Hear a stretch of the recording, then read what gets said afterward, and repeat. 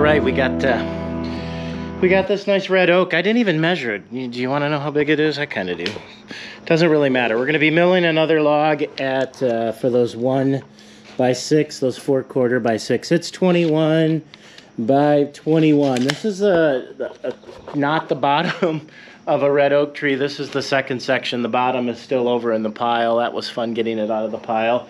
And I need roughly 10-foot pieces to finish out the rack for what we need up on the ceiling.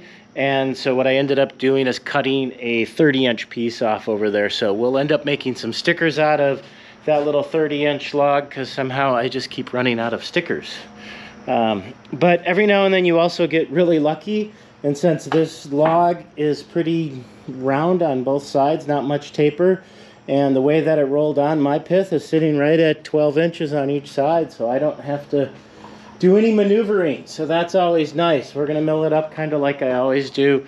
I'm gonna work around the pith, but just include it. This is gonna be ceiling boards, so it's not structural in that sense. So I'm not like super worried about exactly where the pith is and where the rift cuts and where the quarter sawn is. I just need 1 by 6 boards that are gonna get banged down to rafters. So 1-inch oak will be plenty to keep it in place. But hey, let's get going on this one.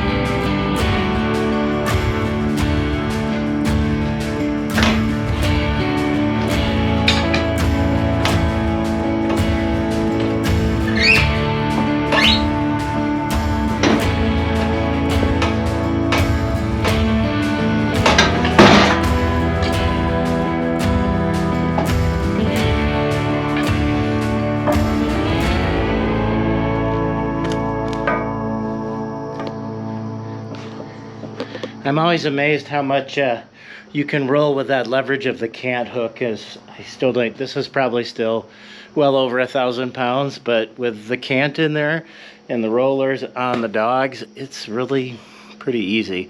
It doesn't hurt that I'm 6'4" and I have a little leverage of my own, but they roll over pretty easy. You don't always have to use a hydraulic assistance.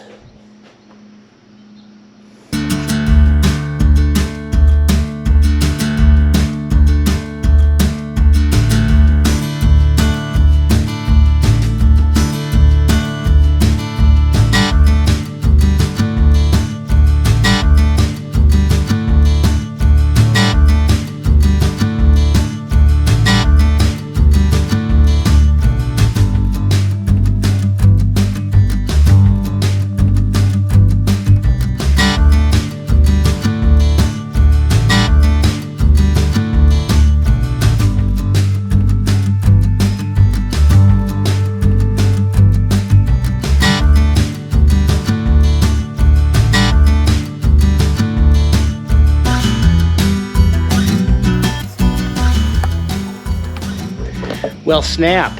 That's the joys of urban logging. And so anybody that runs a sawmill, anybody that gets urban logs, this is not that big of a deal.